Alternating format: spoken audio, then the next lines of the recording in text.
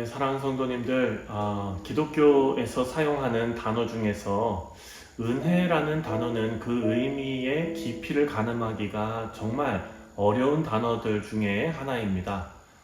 물론 하나님의 사랑과 권능, 이런 단어들도 그 크기를 가늠하기 어렵지만, 우리 자신을 바라볼 때 죄로 가득한 인간에게 베푸신 하나님의 은혜를 생각하면 인간의 죄의 깊음과 더불어 그 크기를 표현하기가 너무 어려운 단어가 바로 하나님의 은혜입니다. 오늘 본문은요, 예레미야의 기도에 대한 하나님의 응답 중 후반부에 해당하는 말씀인데요. 어제 말씀에서는 유다 백성들의 죄악으로 인해서 하나님께서 심판을 하시겠다라는 것을 말씀하셨고, 오늘 본문은요, 그와 반대로 하나님의 백성의 회복에 대한 은혜의 말씀, 하나님의 은혜의 말씀이 바로 오늘 32장 이 후반부에 묵상할 내용입니다. 하나님께서 이방 나라로 이 유대의 모든 민족들을 흩으셨던 그 하나님의 백성을 다시 불러 모아서 하나님께서 복을 주셔서 그들이 자유롭게 땅을 사게 될 것이다 라는 말씀이 오늘 본문에 나와 있습니다. 사실 이 말씀은 25절에 나오는 예레미야의 질문에 대한 하나님의 답변이지요. 예레미야가 바벨론에게 모두 빼앗길 땅을 지금 사는 것이, 구입하는 것이 무슨 의미가 있습니까? 라는 질문을 하나님께 했습니다. 그런데 하나님께서는 37절에 이렇게 말씀하십니다. 37절에 보라, 내가 노여움과 분함과 큰 분노로 그들을 쫓아 보내었던 모든 지방에서 그들을 모아들여 이곳으로 돌아오게 하여 안전하게 살게 할 것이라. 아멘. 하나님께서는 이스라엘의 회복을 약속하셨습니다. 이것이 예레미야의 질문에 대한 하나님의 답변입니다. 그런데 여기서 우리가 주목해야 될 부분이 있는데요. 그것이 뭐냐? 바로 하나님께서 하나님의 백성을 회복시키시는데 왜 그렇게 하시는지 그 이유에 대해서는 아무런 말씀이 없으시다라는 사실입니다. 하나님께서 이스라엘 백성들, 유다 백성들을 심판하실 때는 그 이유가 분명했습니다.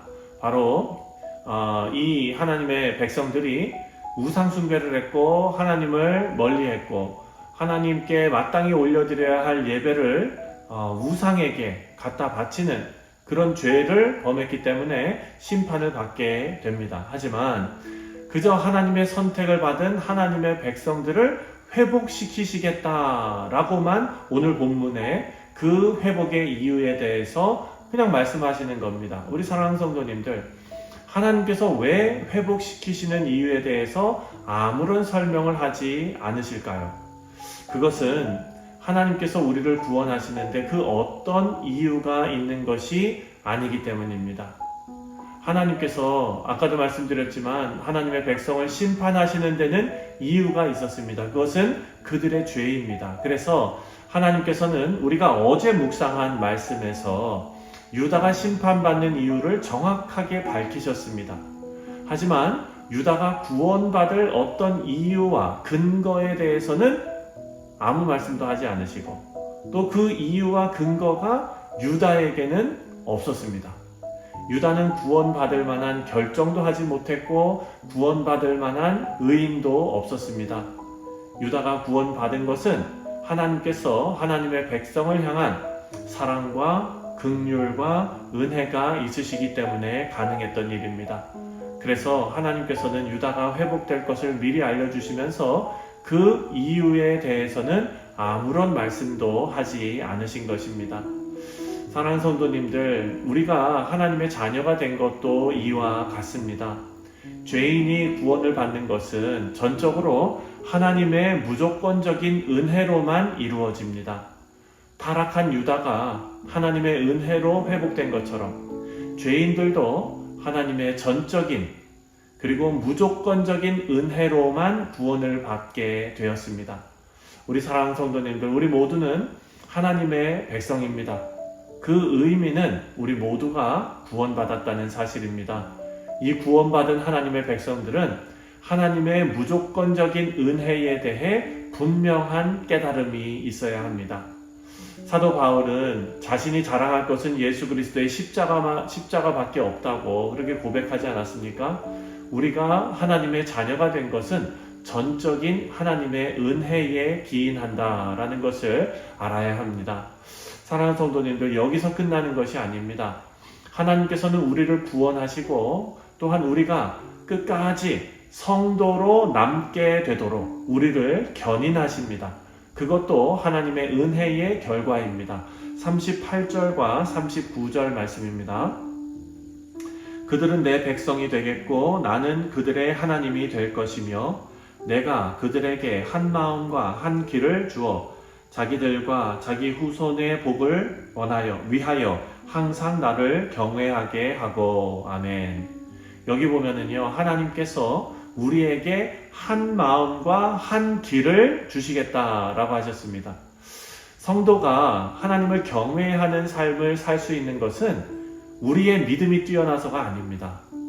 하나님께서 우리에게 한 마음을 주셨고 또 한 길을 주셨기 때문입니다. 내가 그들에게 한 마음과 한 길을 주어. 여러분, 이 말씀은 이 일의 주체가 하나님이심을 분명하게 가르쳐주고 있습니다. 우리가 묵상하고 있는 구약의 역사는요, 하나님의 백성이 끝없이 하나님을 배신하는 역사 아닙니까?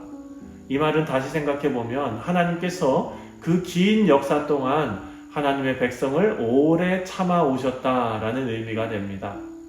우리 성도님들, 이것은 오늘날 우리의 삶과 다르지 않습니다. 우리 모두는 하나님을 섬기는 축복에 참여한 성도들입니다. 만약에 하나님께서 우리를 구원하시고 그대로 내버려 두셨다면 우리는 우리의 힘으로 복된 구원의 자리를 지킬 수 없을 것입니다. 악한 사탄 마귀가 우리 마음을 공격하고 무너뜨리고 죄의 구렁텅이로 빠뜨리려고 그리고 허우적거리는 인생으로 만들어버릴 것입니다. 하지만 하나님께서는 우리를 구원하신 것에 그치지 않고 영광의 자리로 우리를 견인하시며 우리를 한순간도 홀로 내버려 두지 않으십니다. 그것이 구원에 버금가는 하나님의 은혜입니다. 우리가 하나님을 향한 신앙을 가질 수 있는 것만이 아니라 하나님에 대한 신앙을 지켜나가며 구원의 완성을 이룰 수 있는 것은 하나님의 은혜의 결과입니다. 우리 사랑하는 성도님들, 하나님께서 시작하신 놀라운 일을 우리 삶에 완성시키시도록 우리의 삶을 견인하시는 것을 꼭 기억하시고 오늘 하루도 하나님의 크신 은혜에 이끌려 더욱 성화에 힘쓰고 또 하나님을 닮아가는 일에 최선을 다하시는 우리 뉴욕 성실장로교회 모든 교우들 되시기를 주님의 이름으로 축원드립니다. 기도하겠습니다.